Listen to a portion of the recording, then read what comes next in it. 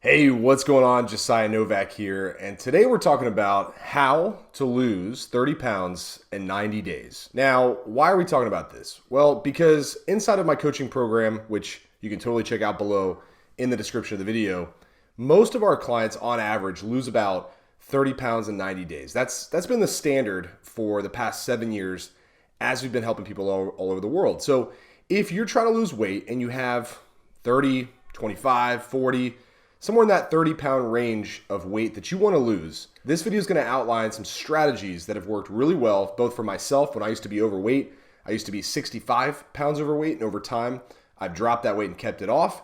I also have helped thousands of clients do the same thing. So I want to give you my best strategies for losing 30 pounds in 90 days so that you don't get frustrated, so that you can see the same type of results.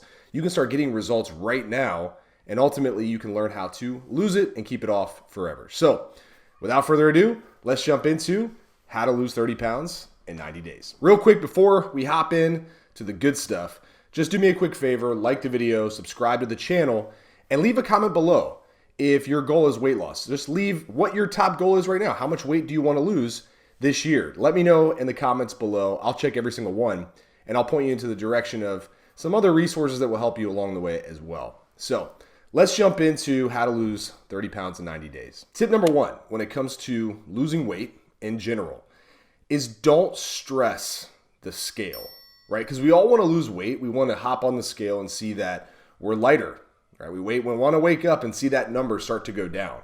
And it can really be a challenge to stay mentally in the game when you're putting in a lot of work, right? You're moving more, you're eating better, you're working out, you're trying to get better sleep, and you step on the scale and that number, maybe it stayed the same or maybe it went up. It can be a real challenge. So I want to start things off by just telling you, do not let the scale dictate how you feel, all right? Because the scale is just one factor when it comes to measuring your progress, especially when you're trying to lose weight. Yes, over time, over a long stretch of time, we want that scale number to come down. And we do want to see it start to trend in the right direction on average. But day to day, the scale can do some really weird things. If you sleep poorly one night, if you drink a little more water or less water one day, if you have more sodium, if you eat foods that just take longer to digest, if you're stressed, it can impact the scale. You might wake up heavier. Even though you haven't gained any fat, your body's just holding on to more weight. So don't let it be the judge and jury of your progress. Let it be a piece of the puzzle that you use to measure progress. The overall strategy that I recommend is to obviously use the scale, but use it responsibly. Don't let it distract you or hurt your progress. Number two, take progress pictures, okay? Because you might start to look a lot better and maybe the scale isn't moving, but you notice visual changes. You can also take measurements, measure your arms, your waist, your thighs, your chest, all the things, all the parts of the body, they're gonna start to get smaller as you lose body fat. Take measurements every couple weeks. You can also start to pay attention to how your clothes are fitting. If your clothes are starting to be a little more loose, you know you're losing fat. Okay, if you notice your midsection doesn't fit as tight around the shirt area, or if your pants are a little bit loose around the waist, you know things are starting to happen. So don't get discouraged by the scale, and also don't celebrate too much if you lose a bunch of weight randomly. I see it all the time. People lose 5 pounds in a couple days, and they think they deserve to just go off the rails with their food for a while, and they quickly gain that weight back and then some. So don't let the scale ruin you mentally. Just use it as one piece to the puzzle. All right, the next step, when you want to lose 30 pounds in 90 days, you must be in a calorie deficit. I've talked about this probably every day for the past 15 years, but there's no way around it, all right? You have to burn more calories than you eat on a consistent basis if you want to lose weight. It's the only way. Here's why. The body functions on a calorie balance, right? How much energy you take in versus how much you put out. And if you're not taking in enough to support the calories that you're burning, the body will turn to body fat for fuel. Okay, that is why body fat exists. It's extra fuel. It's an emergency fund, if you will. So you want to get your body to burn that off, all right? At least enough to where you feel really good about how you look, feel, and perform. So part of what we do inside of our program is we focus on the first 90 days to 6 months, and we get what's called momentum going, right? And part of that is learning better habits, better routines, and also educating people, right? So that you know how to do this stuff. You know the ins and outs of what goes into body transformation, fitness, and health. And one of the things I stress right out of the gates is that you're going to need to control your calories. Now, that doesn't mean you have to eat a boring, bland diet or a diet that sucks or anything like that. You just have to know what's going in so that you can start to make adjustments if you're not losing weight. If you're just playing in the dark, if you're just shooting, for something, hoping that you hit the target, you're going to struggle. Now, doesn't mean you can't lose weight without tracking calories. You totally can. What that'll come down to is just being more strict, more regimented, having a lot more restrictions around what you can eat, how much movement you have to do, so that you basically have controls in place so that if you're not tracking your calories, you're tracking a lot of other things. Okay, so there's really no way around it. Anybody who tells you calories don't matter, I would stay away from that person because they always matter. Now, the type of calories matter too. Okay, I've done videos on how to set up a science-based fat loss diet. You can check that one out. I've done videos on how to create a calorie deficit. There's a lot of resources here for you, but understand that most importantly, you need to nail your calories. The type of calorie that you should be focusing on getting a decent amount of is protein. Getting enough protein in your diet, about 1 gram per pound of goal body weight. That's a good target. All right. Then the rest of your calories can be made up of a good balance between carbs and fats, depending on the person. Some people prefer a higher fat diet. Some people prefer a higher carb diet. There's really no right or wrong. It's what's going to work best for you, your health, your energy, your digestive system, everything that goes into you being the unique individual that you are. So make sure your calories are lined up appropriately. Now, I can't give you a blanket calorie number to follow.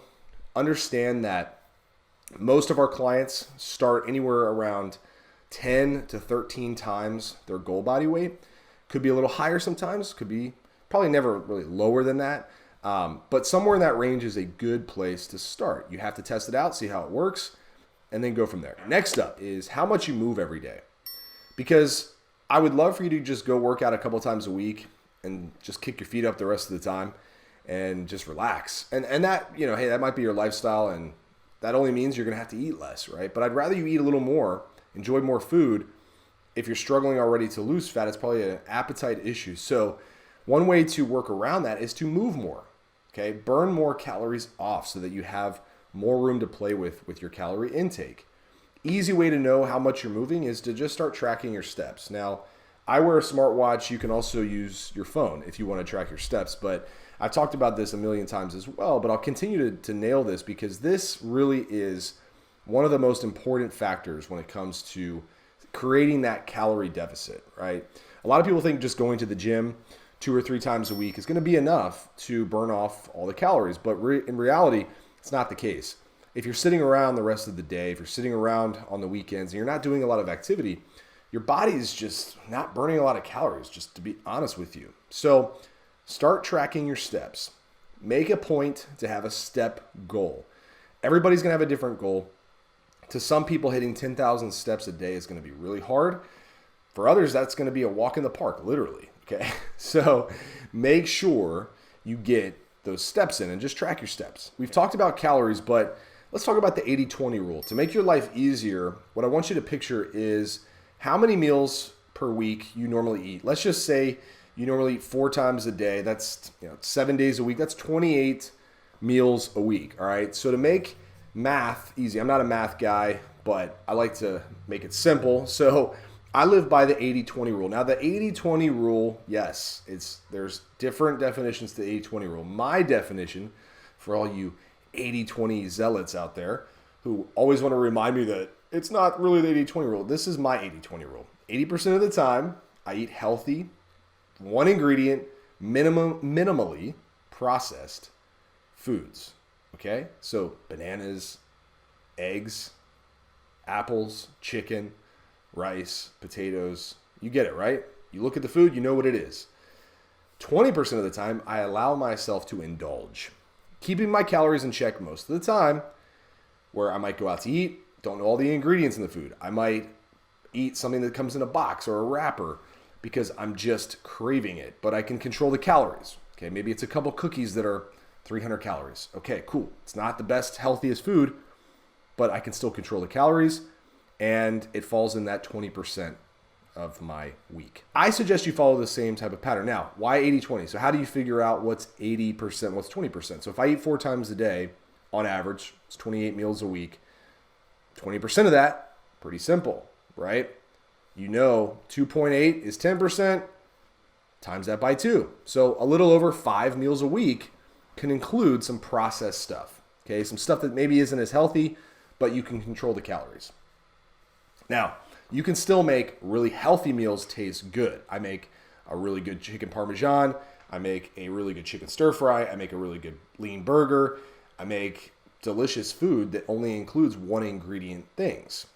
Okay, so keep in mind, and I've done you a favor, I've put my favorite recipes in the description of the video. So if you want to check those out, you can go download them and start making meals that taste good right now. So I'm going to wrap this up with telling you my last tip, and this is talking about working out, because I saved this for the end because I think the things I mentioned already are going to move the needle more when it comes to actually losing weight. All right, so your movement, your calories, eating healthier, those things are going to be really important. I haven't touched on some big factors that I'll include in another video, but the last tip I want to leave you with is your workout schedule.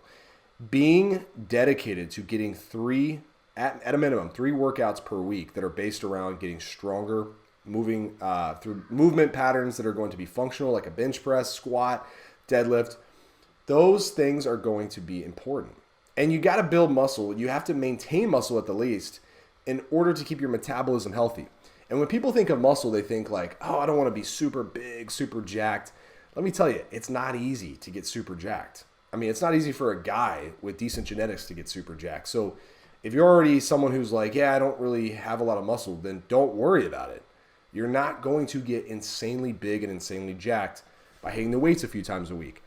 If you don't have access to weights, if you're working out at home and all you have is bands or just your body weight or just a pair of dumbbells, you can still train. There's no excuses, so don't make any, okay? Just put it in your calendar 3 times a week, 30 to 45 minutes.